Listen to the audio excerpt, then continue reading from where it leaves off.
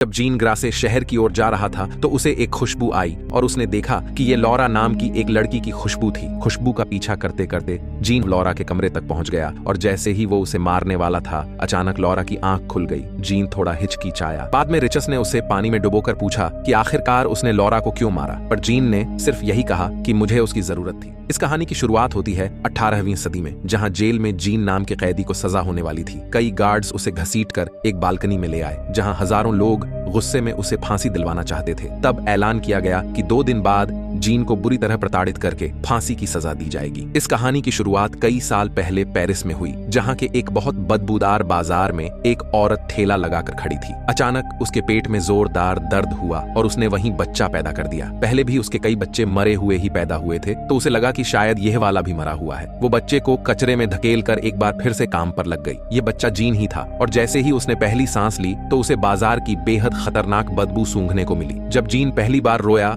तो सब लोगों ने उसकी मां पर अपने बच्चे को मारने का इल्जाम लगाया। उसकी मां भागने लगी, पर अंत में सिपाहियों ने उसे पकड़कर फांसी दे दी। इसके बाद जीन को मैडम गैलर्ड अनाथ आश्रम में भेजा गया, जहां पहले से ही काफी ज्यादा बच्चे रहते थे। खैर, इस तरह 5 साल बीत गए, लेकिन जीन अभी भी बोल नहीं पाता था। बाकी बच्चे उससे दूर ही रहते थे, इसीलिए जीन अक्सर अकेला ही अलग अलग चीजें सूंघता रहता। असल में जीन की सूंघने की शक्ति कुछ ज्यादा ही थी। कई बार तो वह मरे हुए जानवरों को भी सूंघता था। धीरे धीरे वह बोलना सीख गया और अब वो अपनी आंखें बंद करके सिर्फ सूंघकर किसी भी चीज के बारे में सब कुछ बता सकता था। जब वह 13 साल का हुआ तो मैडम गैलर्ड ने उसे ग्रिमल नाम के एक चमड़ा बनाने वाले को बेच दिया। उधर जीन हर रोज जी तोड़ मेहनत करता और शहर जाने के सपने देखता। इसी तरह मेहनत करते हुए कई साल बीत गए और आखिरकार एक दिन ग्रिमल अपने साथ उसे शहर ले गया। वह की भीड़ में घूमते हुए जीन हर तरह की महक को सूंघने लगा। फिर अचानक वह ग्रिमल से नजर बचा के एक बेहद प्यारी खुशबू का पीछा करने लगा। ये खुशबू एक परफ्यूम की दुकान से आ रही थी, जहां दुकानदार ने आमोर नाम का एक नया परफ्यूम बनाया था। तब उसे समझ आया कि कई खुशबुओं को मिलाकर एक नई खुशबू भी बनाई जा सकती है। अचानक से उसे एक और खुशबू आई। ऐसी खुशबू उसने अपनी जिंदगी में कभी नहीं सूंघी थी। वह उसकी तरफ भागा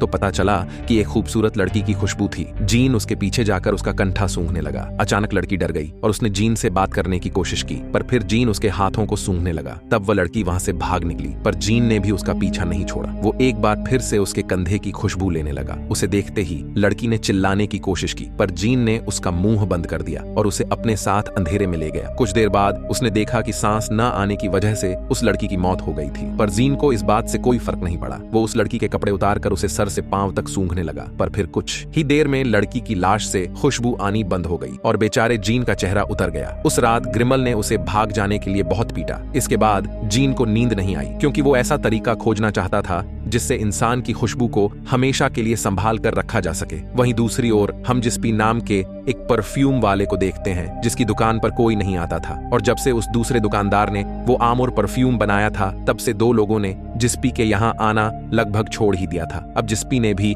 आमोर परफ्यूम बनाने की खूब कोशिश की, मगर वो बात नहीं बनी। खैर, एक रात जीन जिस्पी की दुकान में सामान पहुंचाने आया तो वहां पर रखी सभी खुशबुओं को सूंघकर वो हक्का भक्का रह गया। वो समझ गया कि जिस्पी आमोर परफ्यूम बनाना चाहता है, इसीलिए उसने चुटकियों में बता दिया कि आखिर उसे कौन सी खुशबुओं को मिलाना चाहिए। जिस्पी को उसकी बात पर यकीन नहीं हुआ तो जीन ने खुद सारी चीजें मिलाकर वो आमोर परफ्यूम बनाया। जब जिस्पी ने उसे सूंघ तो उसके होश ही उड़ गए और साथ ही उसे गुस्सा भी आया कि ये 2 कौड़ी का लड़का उससे बेहतर परफ्यूम कैसे बना सकता है। उसने फिर से जीन का बनाया हुआ परफ्यूम सूंघ तो उसे लगा कि वह जन्नत में आ गया है। फिर अगले दिन उसने जीन को ग्रिमल से खरीद लिया। इधर जीन जिस्पी के यहाँ अलग अलग तरह के परफ्यूम बनाने लगा और जल्द ही उसकी दुकान फिर से चलने लगी। जिस्पी ने उसे बताया कि दुनिया में 12 सबसे बेहतरीन खुशबू हैं और एक 13वीं खुशबू के बारे में भी बताया जाता है। जब इन 13 खुशबुओं को एक साथ मिला दिया जाए तो इंसान किसी को भी अपने वश में कर सकता है, मगर यह 13वीं खुशबू आज तक किसी को नहीं मिली। ये सुनकर जीन को उस लड़की की याद आ गई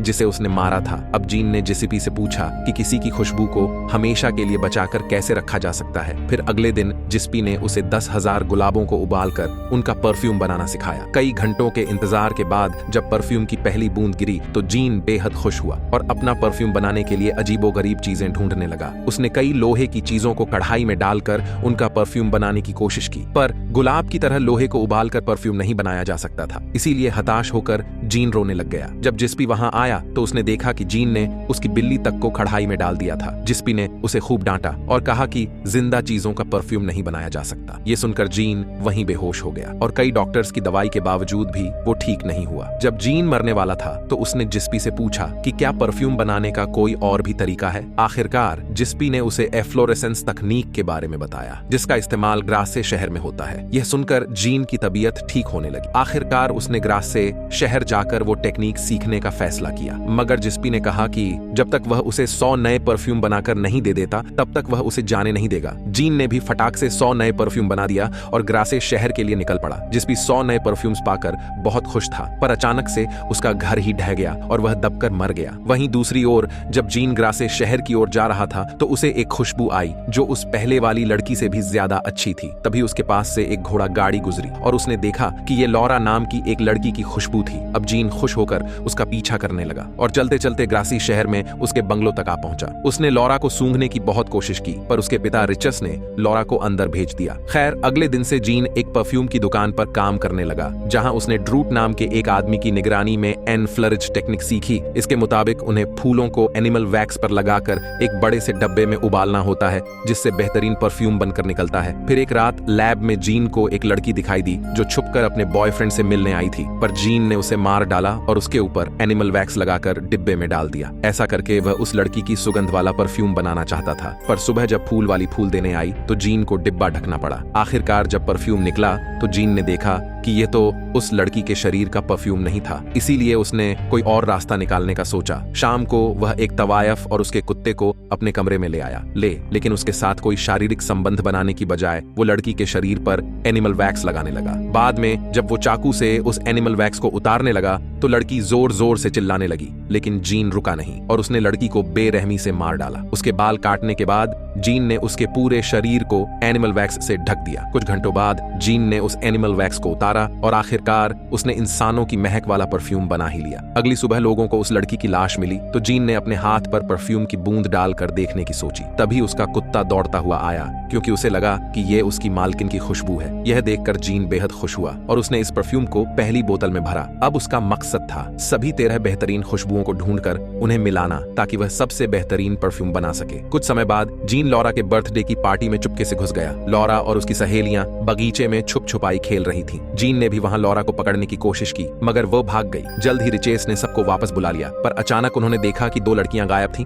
दूसरी ओर हम देखते हैं कि जीन उन लड़कियों का परफ्यूम बनाने की तैयारी कर रहा था। जल्द ही उसने इनके परफ्यूम्स भी अपनी बोतल में भर लिए। फिर अगले दिन लोगों को लड़कियों की लाशें नदी में मिली। इससे आसपास के लोग काफी घबरा गए, क्योंकि अब कोई भी लड़की सुरक्षित नहीं थी। अगले कुछ दिन तक जीन ने कई लड़कियों को अगवा करके उन्हें मारकर परफ्यूम्स बनाए। अपना काम खत्म होने पर वह लाशों को यूं ही रास्ते पर छोड़ देता था। जब मामले बढ़ने लगे तो पुलिस ने शहर में कर्फ्यू लगा दिया, लेकिन तब भी जीन लगातार लड़कियों का कत्ल करता रहा। चारों ओर दहशत फैल गई और लोगों ने अपने घरों में ताले लगा लिए। अब तो लोगों को जिस पर भी शक होता उसे तुरंत गोली मार दी जाती। उधर जीन ने एक नन का कत्ल किया जो उसकी 12वीं शिकार थी। जब यह खबर फैली तो बिशप ने सबको बुलाकर ऐलान किया कि इस राक्षस को पकड़कर भयानक से भयानक सजा दी जाएगी। तभी अचानक एक आदमी चिल्लाने लगा कि कातिल पकड़ा गया। रिचस को इस पर विश्वास नहीं था, क्योंकि इस कातिल की जानकारी असली कातिल से नहीं मिलती थी, मगर चर्च वालों ने इस आदमी को फांसी देकर मामला बंद कर दिया। उधर जीन उन 12वीं खुशबुओं को मिलाकर बहुत खुश हुआ, पर वह जानता था कि 13वीं रूहानी खुशबू के बिना यह परफ्यूम अभी भी अधूरा है। वह चाहता था कि 13वीं खुशबू लॉरा की हो, इसीलिए रात को वो छुपते छुपाते लॉरा के कमरे तक पहुंच गया। पर अचानक रिचस की आंख खुली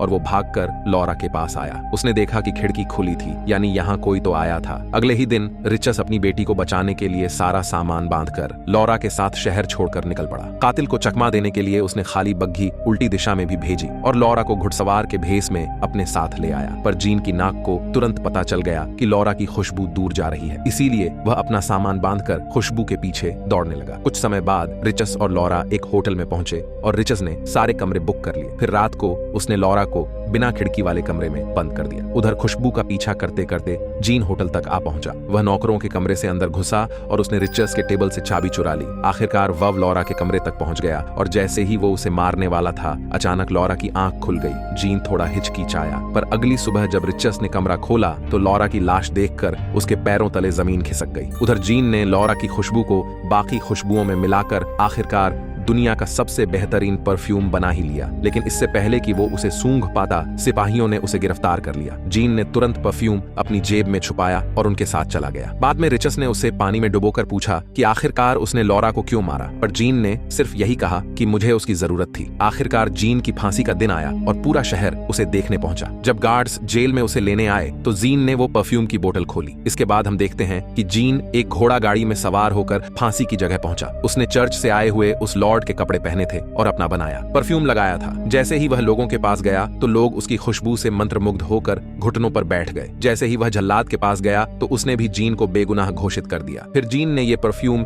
एक रुमाल पर लगाया और उसे चारों ओर हवा में फैला दिया। अचानक सबको लगने लगा कि वह स्वर्ग में पहुंच गए हैं। यहाँ तक कि बिशप भी अपने घुटनों पर आ गया। हजारों लोग मंत्रमुग्ध होकर जीन को देवता कहकर पुकारने लगे। आखिरकार जीन का सपना पूरा हो रहा था। उधर रिचस काफी हैरान था क्योंकि अब तक उस तक परफ्यूम की खुशबू नहीं पहुंची थी। फिर जीन ने वो रुमाल हवा में उड़ा दिया और खुशबू के फैलते ही हजारों लोग एक दूसरे को चूमने लगे। अचानक रिचस तलवार लेकर उसे मारने आया, पर तभी परफ्यूम ने उसे भी वश में कर लिया और वह जीन को अपना बेटा कहने लगा। कुछ घंटों बाद जब लोगों की आंख खुली तो वह अपनी हालत देखकर बहुत शर्मिंदा हुए। जीन कहीं भी नहीं मिला, इसीलिए ड्रूटको को पकड़कर उसे फांसी पर चढ़ा दिया गया क्योंकि उसी की दुकान में सभी लड़कियों के कपड़े और बाल मिले थे। उधर जीन शहर के उसी बदबूदार इलाके में पहुंचा जहां उसका जन्म हुआ था और उसने सड़क के बीचों बीच सारा परफ्यूम अपने ऊपर छिड़क लिया। इसकी खुशबू इतनी ज्यादा ताकतवर थी कि हजारों लोग दौड़ते हुए उस पर टूट पड़े। वो सभी उसे पूरे तरीके से पा लेना चाहते थे। अगली सुबह वहां सिर्फ जीन के कपड़े और परफ्यूम की एक बूंद बची थी। कहानी